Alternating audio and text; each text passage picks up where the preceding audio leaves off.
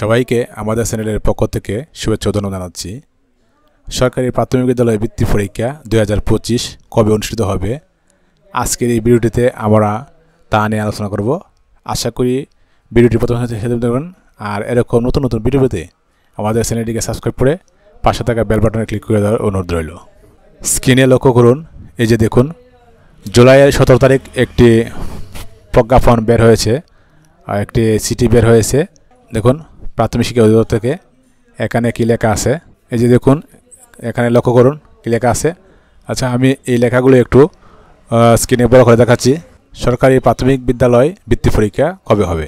দেখুন, এই যে আমি যে চিঠিটি আপনাদেরকে স্ক্রিনে দেখিয়েছি, সেখানে কি লেখা ছিল, যে লেখা ছিল 21 ডিসেম্বর রবিবার এবং 22 ডিসেম্বর সোমবার, 23 ডিসেম্বর মঙ্গলবার, 24 ডিসেম্বর বুধবার, এই 4 দিন বৃত্তি পরীক্ষা অনুষ্ঠিত হবে।